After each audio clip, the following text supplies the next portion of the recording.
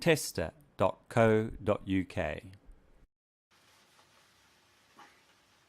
Hello YouTubers, and welcome to this part 3 of how to solar power your home.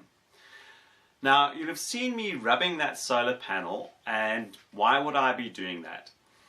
So just as an indication, as a lead into what we're doing in this video, which is talking about sizing your solar power system. Dirt on a solar panel can mean that you lose up to anywhere between 2 to 15% of your power output on a solar panel for your solar system. Those kinds of calculations are critical in understanding what power or what energy you're going to get out of your solar system. So let's talk about the different ways people might size their solar power systems and the potential losses that you need to cater for when doing those calculations. So we're going to go through that and get down onto the bench and have a look at those calculations, but I kind of want to walk you through some of those potential losses just so that you've got an understanding, because if I get down onto the bench and say, right, we need to cater for 30% in power loss from your solar array, people might go, what? Why on earth? But there are a fair few things which contribute to that. So as I said, for something like dirt, your wiring, heat on a solar panel means it produces less power. To put that into perspective, our solar array on our house, which is a 2250 watt solar array, I know that on a reasonably coolish day in spring, at peak time at 1 o'clock in the afternoon, it will produce about 2200 to 2300 watts. However, today, now we're in nice peak summer, it will only produce 1600 to 1700 watts. That's a loss of anywhere between 20 to 30%. Then there's, if you're using batteries, there's potentially another 30% in energy you're going to lose by just trying to put your energy into a battery and take it back out. Why is that? There's internal resistance in a battery. And if you picture your hand, rubbing your hand hard on a carpet, that's the same as energy going into a battery. And the faster you rub your hand on the carpet, the potentially hotter and sore your hand is going to get. It's the same for putting energy into a battery. There are going to be more losses the faster you try and put energy into a battery and take it out. And those have to be accounted for. Now, following on from this video, we are going to kind of look at the individual components, in particular, new technologies like what's happening in solar power panels, and in battery or energy storage, because there are perhaps better technologies or better battery technologies than plain lead acid or even lead crystal. We could talk about lithium and new technology in capacitors, but that'll come in subsequent videos. Now then, in terms of sizing an array, the one is to kind of take your power consumption that we worked out in the previous video and saying, right, how do I calculate if I want to obtain that energy from the sun, what size of solar system do I need to produce that? And that's what we're going to go and calculate. The other is, if you're the kind of person who doesn't need a battery storage system, which it costs a lot of money and is very wasteful, but if you're off the grid, you have to have an energy storage system. If you run a hybrid system like we do here in South Africa, because we cannot feed energy back onto the grid, so we cannot gain credit or money for producing energy we put back onto the grid, there's a caveat to that. You can put it back, but our energy company doesn't really reward you for that. So then your only way of milking your investment in your solar panels is to then store it in a battery bank or energy storage system and use that energy later on, let's say at night. So then those calculations become important, and you kind of want to understand what you're going to gain and what your losses are.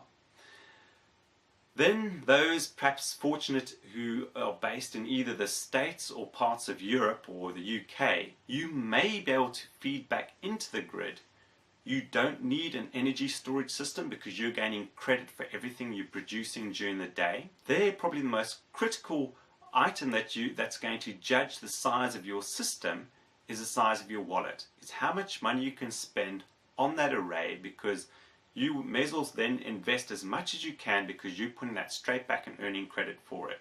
But of course, you may want to understand how much production am I going to get from a certain size array, so I can understand how much potentially I'm going to feed back onto the grid or feed my house, so that I understand how much I'll earn back in money. And again, that's where the calculations are really helpful.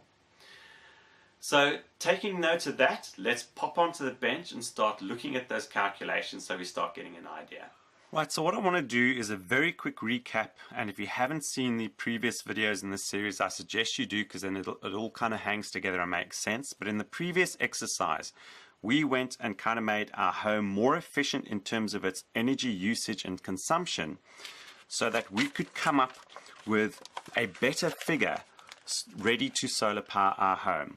So we came up, after our kind of changing of appliances and what have you, we came down to a figure of 8.2 kilowatt hours, and that's what we're going to base our calculations from to run our home. So we want to size a system which will run our home of about 8.2 kilowatt hours.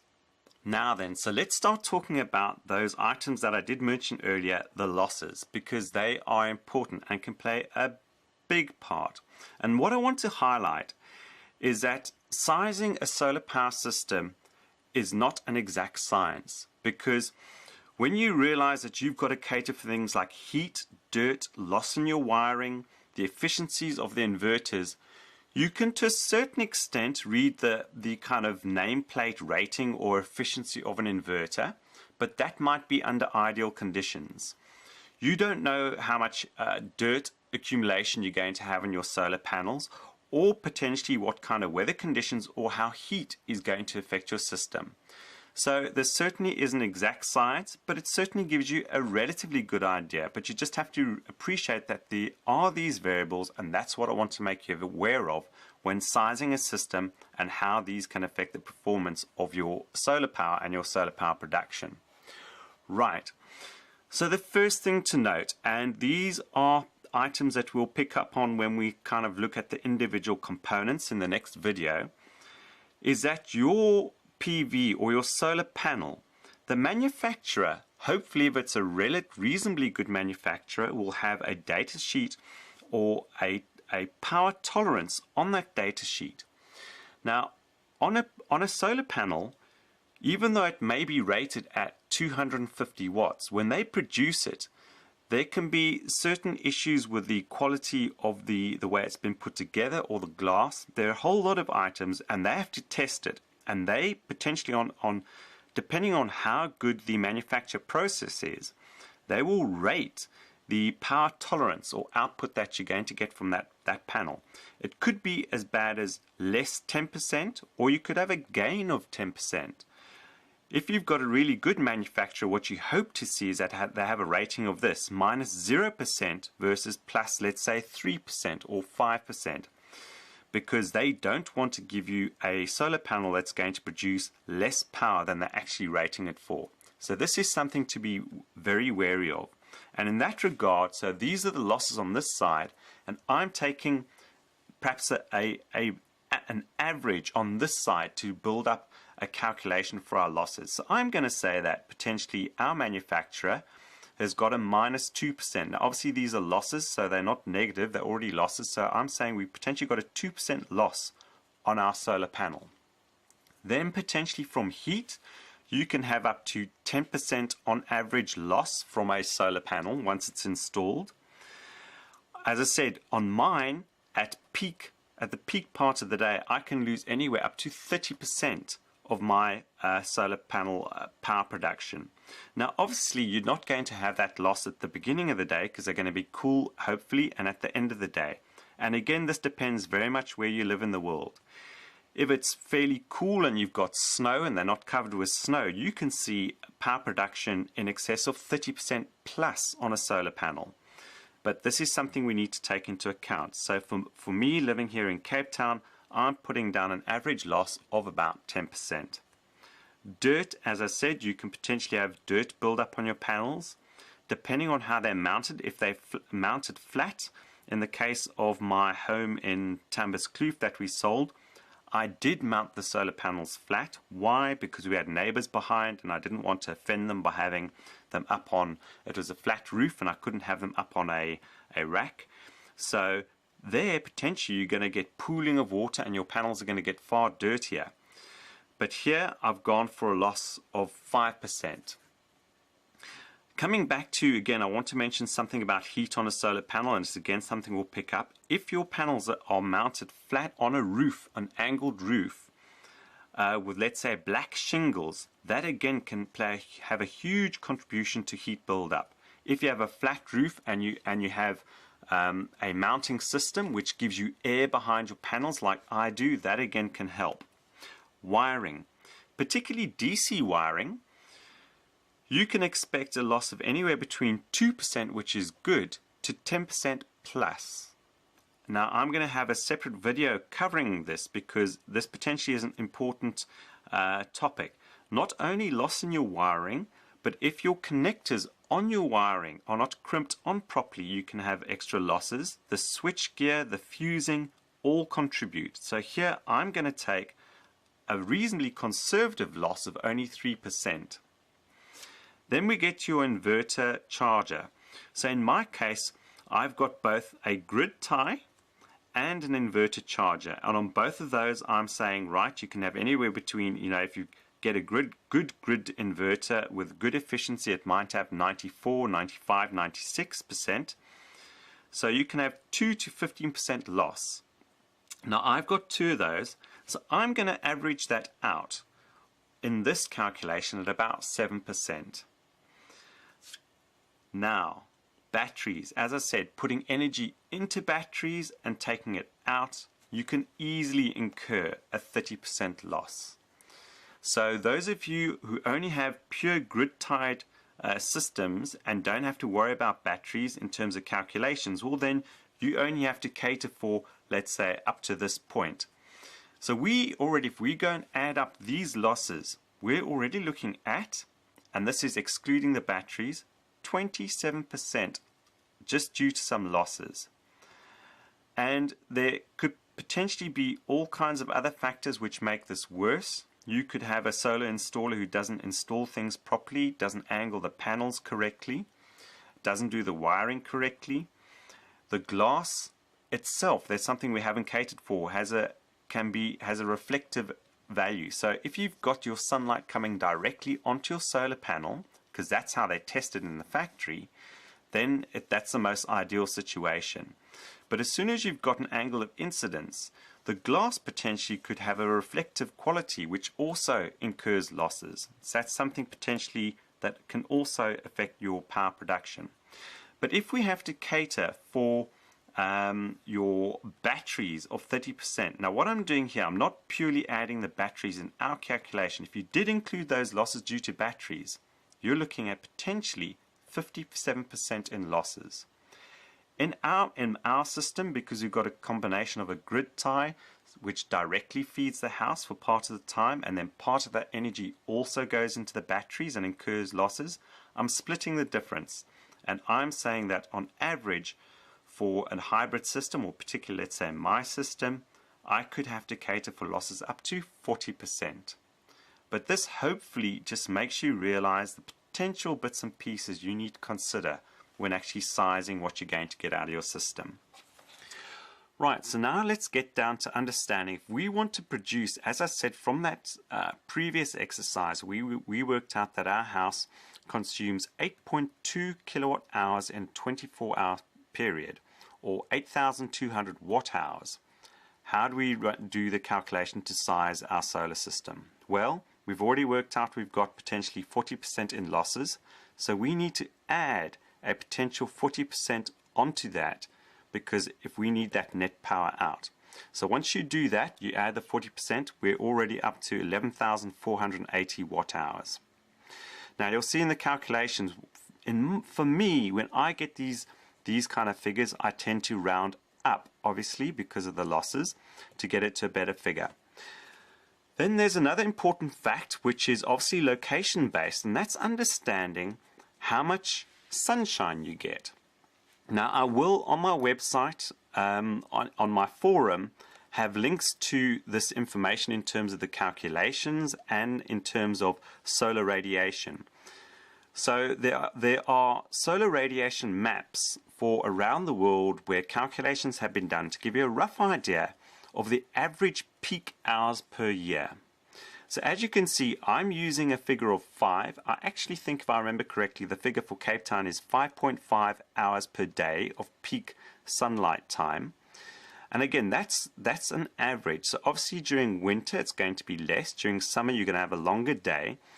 But obviously at the start of the day you have less power production. At the end of the day you have less. So this is what they work it down to. An average of peak sunlight production hours. So you can then multiply that to get the size of your array.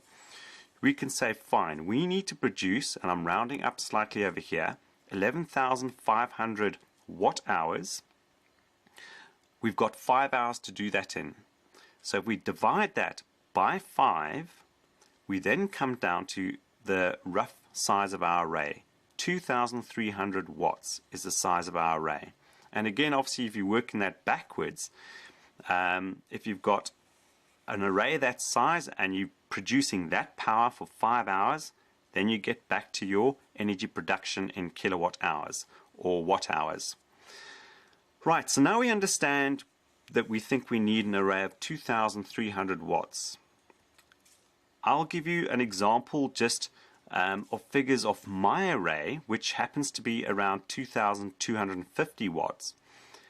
On a bad day, on an overcast day or a rainy day, I will see production figures of around 4 kilowatt hours in a day. And on a good day, when it's nice and sunny, I will see 13.5 kilowatt hours. And if you do the mean of that, the average of that certainly sits around the kind of 8 watt hours, or 8 kilowatt hours I should say. This wasn't by design. I didn't do these calculations around my system, but it just happens to give a fairly good idea of how this works out. Now, something I want to highlight here again in terms of heat, when we installed our system in spring, it was producing around 13 kilowatt hours in a day. And I thought, and I noted this in the video, that I should be producing about 16 kilowatt hours at the peak of summer, because the day we were going to have at least 2 to 3 hours of extra sunlight. But lo and behold, in peak summer, we're still only producing this time because of that knockdown due to heat.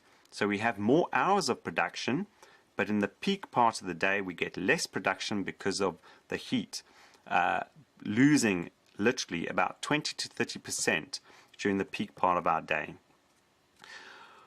Right, so then what about your actual, now that we know the size of the array, the next items are, let's say, the grid tie inverter. Now, this again isn't an exact science. There are potentially, depending on the type of grid tie inverter that you select, there are different factors. But let's say for this system, as a rough guess, I would always add 30% onto your array. So in this case, if we took the array size, which we've obviously calculated at 2,300 watts, add 30%, you're looking at a requirement of about 2,990 watts for your grid tie inverter. Now, why 30%? Because potentially you might want to increase the size of your array later on, and you don't want to have to go and change equipment. That might be one logic for choosing this figure. Also, my array on a cold, crisp day will produce sustained 2,300 to 2,500 watts, and I've seen it peak at 3,000 watts. So you certainly want to make sure that your grid tie can cater for that. There's another interesting logic here which we'll kind of look into and to take into account, is that you may realize that you still want this power production on a rainy day. So you're going to have to increase the size of your array, but you don't want to outlay on the grid tie. And some grid ties will cater for a big array but will only allow you to produce this figure. So what you're doing, you're building a bigger solar array, but you're writing that off in good weather because you know you want to produce a certain figure. But again, those items we'll cover off in later videos. But for this exercise, for this kind of household and production, about a 3000 watt inverter seems like a good idea. Then we get down to the inverter charger. So as you know, on the system we're building here, I have a grid tie which brings in the power from the solar panels. That can be fed directly into the house because it goes from DC to AC. But then I also need to store the extra power in batteries, or the extra energy in batteries, so that I can use it in the evening. And here, to size your inverter charger, you need to understand the most important thing to note there is your peak power usage. And that you'll only know by using measuring equipment. So you may, in your house, have something which switches on like a fridge or a motor, which requires a large, for one, you have to understand startup power. You want to know that your inverter can handle a peak power for a certain time. So here in this example, I have an inverter that's rated at 500 VA, so that's volts amps, but for 4500 watts. Now here, this is where you've got to take power factor into account. So let's call it a 4500 watt inverter. It does cater for a short duration peak load of 10,000 watts. Now when does that happen? When your fridge starts, your fridge may run at 500 watts, but when it starts up, it needs 1500 watts because the motor is inductive. So you need to make sure that your inverter can cater for those. But ultimately, for sustained loads, you need to know what your household uses. Now here in South Africa, on the whole, for most family homes, a 6000 watt inverter catering for peak load should be enough. I used another logic for my Tumbas Kloof home. I bought a 4000 watt inverter. I went for that for financial reasons. That's what I could afford. Also, the 6000 watt inverter was a lot bigger and bulkier, and where I wanted to place it was going to be difficult.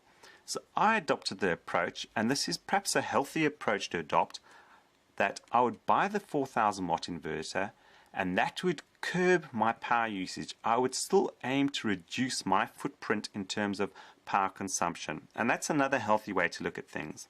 But nonetheless, so we have this inverter here, and it is rated as a 50 amp battery charger. It happens to be a 48 volt system. Now before we get down to the batteries, we're going to have a look at another calculation. Obviously what I haven't spoken about here is using an MPPT charge controller where you don't use grid tie. Now there's something like a FlexMax 60 or FlexMax 80 should cater for an array of this size. As you heard me mention previously, generally speaking, a MPPT charge controller in this situation is perhaps not the best or most efficient system, but there are instances where a charge controller might be better than having a grid tie inverter. And that's thanks to a conversation I had with someone who emailed me, and it took a bit of thinking, but we are going to cover that off in the next video as well, whether you choose to go a grid tie inverter on your system or a charge controller. Right, so let's get down to sizing the battery bank. Now, from our previous exercise, the one thing you might want to go through is obviously if you're storing energy in a battery bank, obviously you're potentially going to use that battery bank at night. So you want to size that battery bank for your evening consumption. So what I've done here, I've taken the items which I would consider are using power at night, like your fridge, your TV, your lights. The heat pump, I'm assuming that you've obviously heated the water up during the day. The pool pump shouldn't be running at night, hopefully, and you don't want to if you're going to be using a system like that. And obviously you're going to be using your microwave oven. So, taking that into account, our fridge was using over a 24-hour period 1,392 watt hours. If we say that 50% of that is happening at night time, well, that brings us down to 696 watt hours. Our television, let's assume we're nighttime television viewers, so that all of that then, that 125 watt hours we need to cater for. We've got lights, and obviously we're using lights at night. I say obviously, if you're a business, a factory, you may be using your lights during the day, so that's something to consider. But here in this house, we're using our lights at night, so that's another 350 watt hour. And our microwave, we're going to cook for ourselves, that's 600 watt hour. Now, as you'll realize, this is a very basic home. I've not catered for things like cell phone chargers or passive power users which might be running during the night, and those you need to take into account. But here for our basic setup, that gives us a total of 1,771 watt hour that we potentially want to have an energy source for at night. So, just as a rough guide, normally you know that your batteries are rated in amp hour, but for these calculations, amp hour isn't the most useful, so what I like to do is to convert that to watt hour. And again, I'll state it, that even though you have an amp hour rating on a battery of, let's say, 150 amp hour, to get 150 amp hour out of a battery means you're going to damage it very quickly. Hence my exercise of understanding the robustness of lead crystal batteries. But nonetheless, you don't really want to cycle your batteries more than down to 50% depth of charge. And in fact, you don't want to go, if you want to extend the life, you don't want to go lower than kind of 60 or even 70%. But let's work on 50. So that means we've got 75 amp hour. And if you go 12 times 75, that is going to give us 900 watt hours from a battery, and in my case I have lead crystal batteries rated at 12 volt 150 amp hour. It's a rough estimation. So in this case, if you want to cater for that 1771 watt hour, you're going to need 2 batteries, so that would give you 1800 watt hour in this scenario. Now then, so coming back to this sheet, here I'm providing the example of my household and what I've done for my battery bank. I have a total of 8 lead crystal batteries. There are 2 series strings connected in parallel, and that again we'll talk about in another video in terms of how you'd configure a battery bank and the potential issues in terms of whether if you wire it correctly, drawing power out your batteries too quickly, connecting batteries in parallel to help reduce the load on each battery. There's a fair bit to consider in terms of just setting up a battery bank. But in this case, I've got a battery bank, 850 amp hour batteries at 12 volt. They are lead crystal. So that provides me with approximately 7,200 watt hours. And for me, that's great because that means I get through my evening's consumption with something to spare, so that if we do have a power outage right in the morning at my weakest point, I've still got some energy to ride us through part of the day until the sun comes out and starts charging things again. So that should give you a rough indication, but this is an exercise you need to go through yourself. You have to obviously, for this size system, it would obviously be able to charge these batteries. As you can see, our system can provide 8,200 watt hours, and that's including the losses going into the batteries, right? But obviously here you need to cater for being able to have some power requirement or use during the day and then putting energy back into your batteries. And there potentially is a whole nother science in terms of balancing what's important to you. Are you using more energy during the day, in which case you need a smaller battery bank? But obviously if you oversize your battery bank, if I had to double the size of batteries but yet I've only got this size array, well then guess what? One full day of sunlight is not going to charge my battery bank. So those are the things to be wary of. Right, so I hope you found that exercise interesting. What I will do, I'm going to have a link down below to my forum, and on my forum I'll have a note of the kind of calculations and the losses you need to cater for. If there's enough demand, what I might do, I already have a spreadsheet that I've used in the past to calculate solar systems in terms of the array size, losses, and the battery bank. If there's enough interest, I'll produce a generic one of those that could be used to help you. Please note, it is there just as a guide. I'm not a professional solar power installer at all. I do this for my own interest and I do the research, but if it's going to add value, I can certainly place it there. And again, if there are any of you who have queries about calculations and want help and assistance with that kind of thing, then please, I'd say, don't address me via email, address me on my forum, because then it means a whole lot of other people gain value in seeing that information as well.